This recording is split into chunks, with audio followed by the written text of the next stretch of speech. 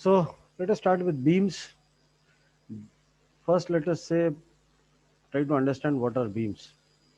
So uh, beams are structural members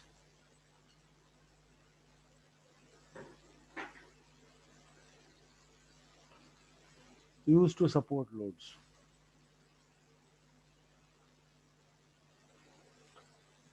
So basically, they are horizontal in nature.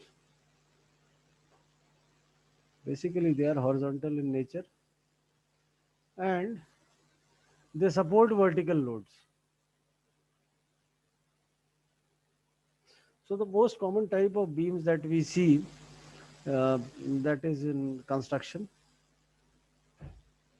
So in construction, you may have seen these. There are horizontal members which support the entire load of the structure, and these horizontal members are supported by vertical members. Those are called as columns. So the vertical members are called as columns. They give support to the beams, and the purpose of the beam is to carry the entire vertical loads. Because if you talk about loads, loads are primarily vertical in nature. Horizontal loads, they do not exist physically, they have to be created physically. Whereas vertical loads, they exist everywhere in nature, and just by the virtue of gravity, you can feel these vertical loads. Okay, so in construction, you see them as horizontal members. If you talk about automobiles, uh, in automobiles, you can see that the entire chassis, that is a beam, and it is supported at various locations. And the chassis supports the entire engine, the suspension, everything of the automobile. So that chassis is a beam, and it carries loads of different nature, different types. So likewise, everywhere you have examples, you have cases where loads are being supported on these horizontal structural members, and they carry loads of different types, different nature, and the basic entity is that they they should be rigid enough, and they should be capable enough of carrying huge amount of load. So in beams, the basic uh, things sought from beams are in comparison to their self weight. In comparison to their self weight,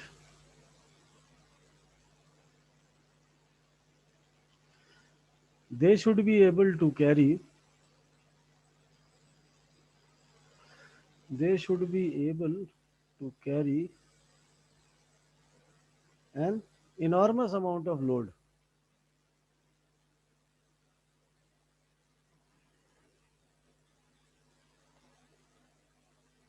They should be able to carry an enormous amount of load as compared to their self weight. Therefore, this is the reason why the self weight of the beam is always neglected in design.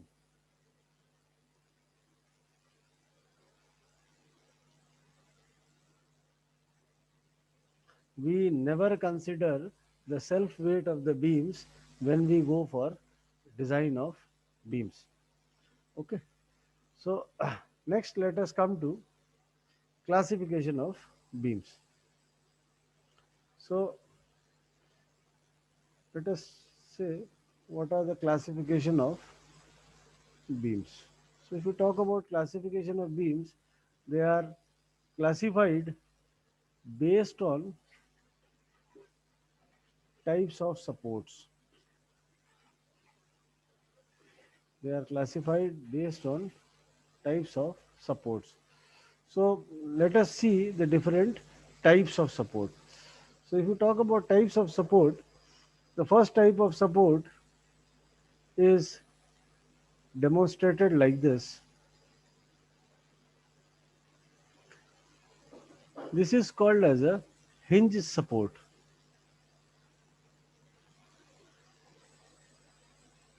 Now this is a hinge support. It does not allow X movement. So it does not allow X movement. It does not allow movement in the Y direction. So X and Y movement are restricted, and it allows movement about an axis or a point. So what it does, it allows movement or rotation about an axis. So about this axis this can rotate, and there is no X and Y movement which is allowed in the case of hinge support. So in if there is restriction offered in X direction, then what you will have? You will have a reaction in X direction. If there is restriction offered in the Y direction, you will have a reaction in Y direction.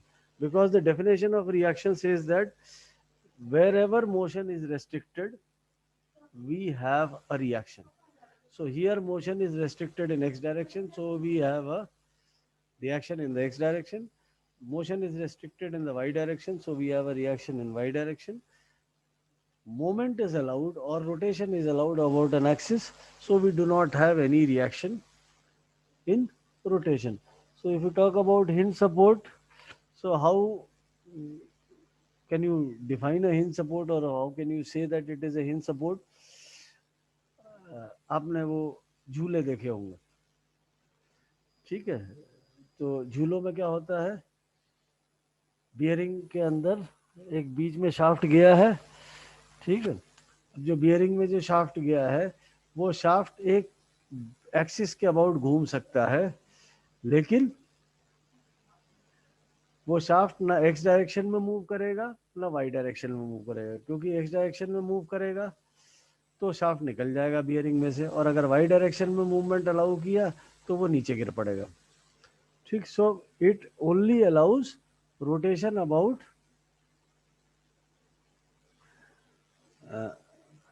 a central axis, and that is your bearing, and that is a example of a hinge support. Okay आप चाहे तो rough hinge support भी घर पे बना सकते हैं, कुछ मत करिए, दो पेपर लीजिए और बीच में एक पिन डाल दीजिए, ठीक है? अगर आप बीच में पिन डाल देंगे तो वो पिन सिर्फ घूम सकता है, वो पेपर को ना ऊपर जाने देगा और ना दाएं या बाएं मूव करने देगा. So that is an example of a hinge support. Now second type of support is a roller support.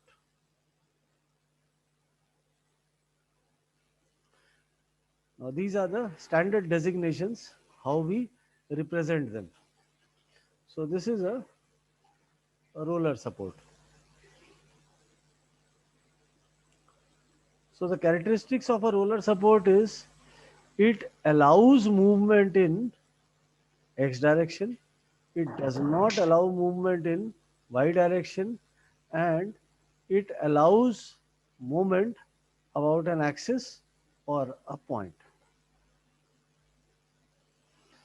Okay, so this is a roller support. So roller support आपने घर में टीवी की ट्रॉली देखी होगी, खाने की जो ट्रॉलीज आती हैं, they are all roller based on roller supports where they can move along the x-axis, means they are moving on the ground, and they do not allow the components to supported on it to come down. So if they do not come down, that means y motion is restricted. So similarly you can say आप एक ball पे पैर रख के खड़े हो जाओ तो बॉल आपके पैर को नीचे नहीं मूव करने देता है, लेकिन बॉल एक एक्सिस के अबाउट आप पैर घुमा भी सकते हैं, और इस एक्सिस के और अपने पैर को एक्स दाएं आगे या बाएं मूव करा सकते हैं. जो गाड़ी के पहिए वगैरह हैं वो सारे, these are all examples of roller support. So this is the second type of support. Now coming to the third type of support, the third type of support is called as a fixed support.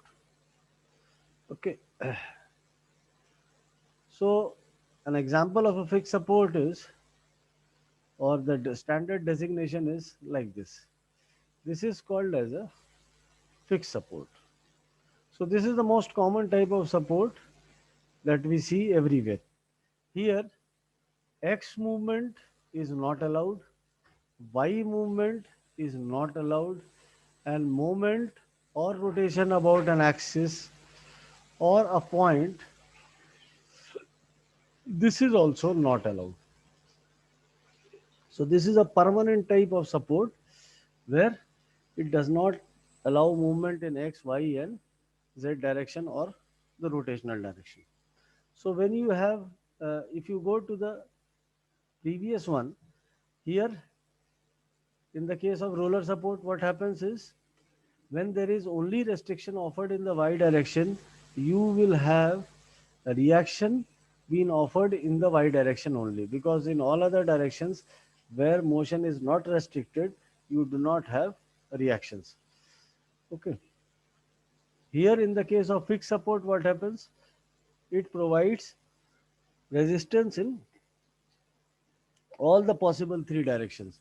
So you will have a reaction being offered in X direction, you will have a reaction being offered in the Y direction, and let us say it produces a moment in clockwise direction. Let us say that a moment in clockwise direction is produced. So to counteract it, what happens? You have a motion, rotation or moment in anti-clockwise direction, which balances or produces or gives you the sum total of moment as 0. Therefore, this is this moment is actually counteracting the total moment produced. So whatever is moment is produced due to the loads, this will be balanced by an equal and opposite moment that is produced by the support. So it does not allow movement also, or it provides resistance in the direction of rotation. So a fixed support does not allow you any type of rotation or motion being offered by the body. Now let us come to the classification of beams.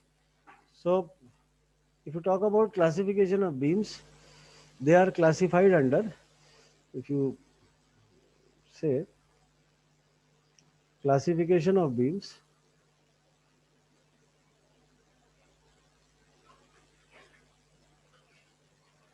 they are distributed under 5 heads. So the first type of beam is a simply supported beam.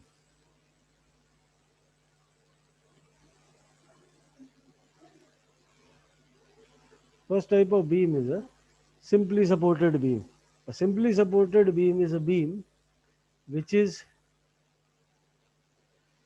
supported at the ends only, which is supported at the ends only, which is supported at the ends only. This is called as a simply supported beam. Second type of beam is a cantilever beam.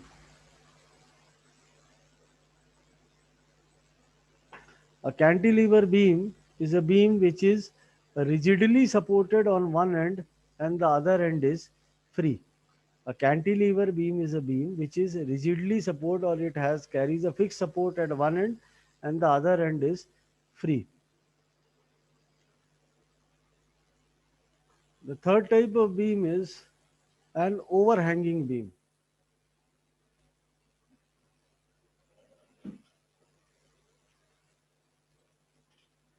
An overhanging beam is a beam which carries two supports but not necessarily at the ends.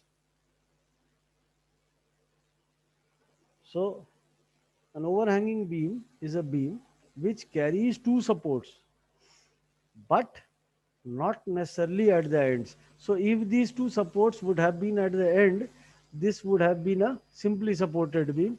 Now it is an overhanging beam, and this quantity, ये जो इतना है, this is called as an overhang, लटका हुआ. Overhang का मतलब है लटका हुआ. So they are called as overhangs.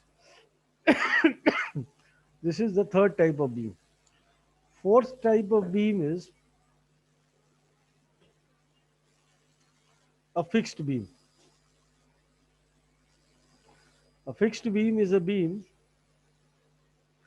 which is rigidly supported at both its ends. It is a beam which is rigidly supported at both its ends. And the fifth type of beam is a continuous beam.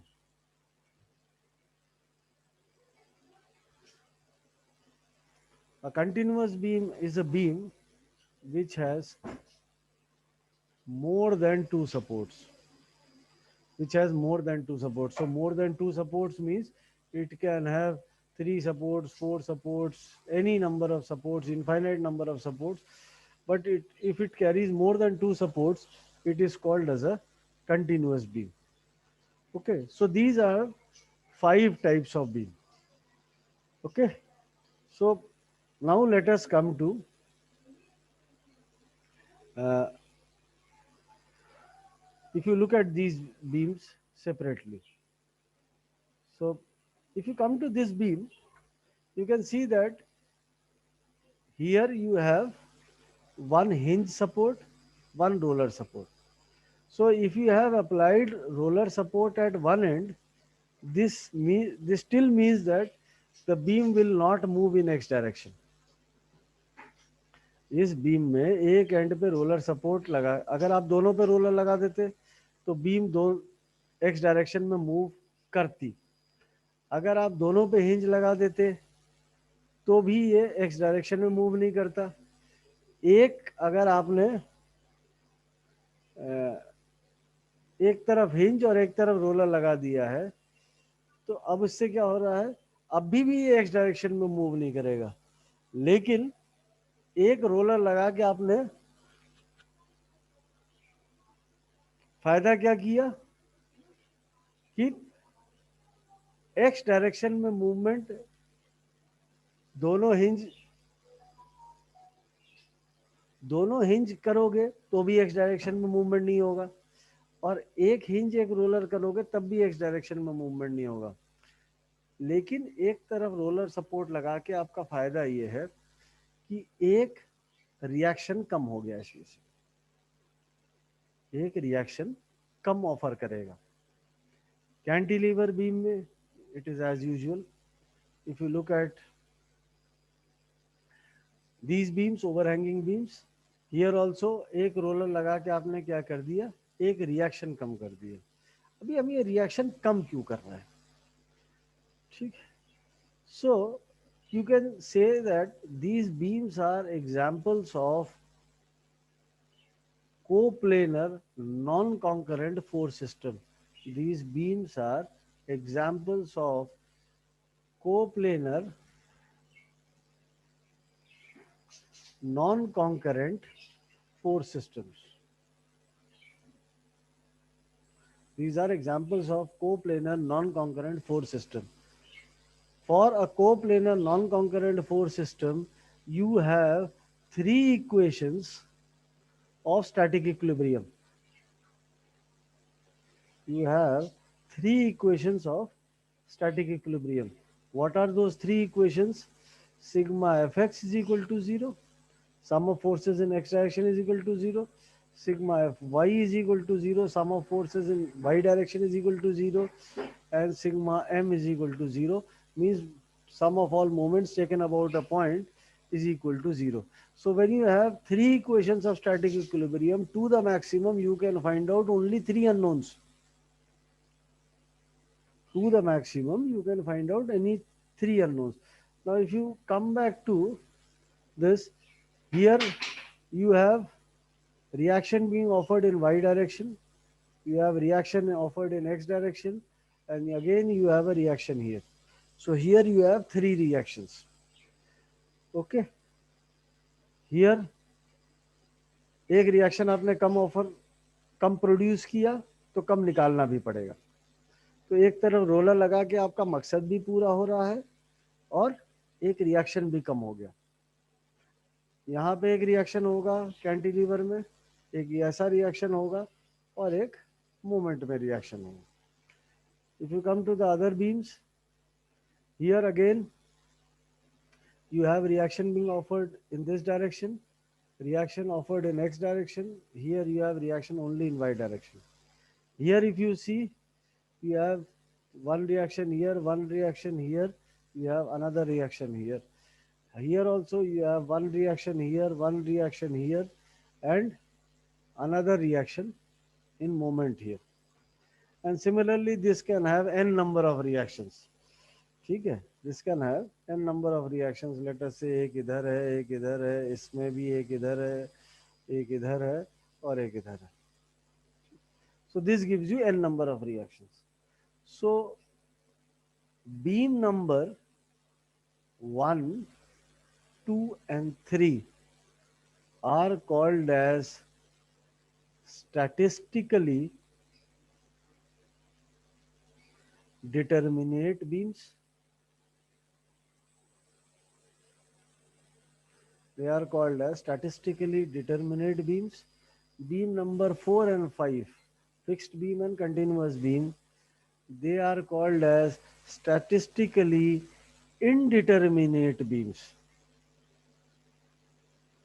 They are called as statistically indeterminate beams. The reason is very simple. With the help of equations of static equilibrium, you can only solve for simply supported beam, cantilever beam, and overhanging beam.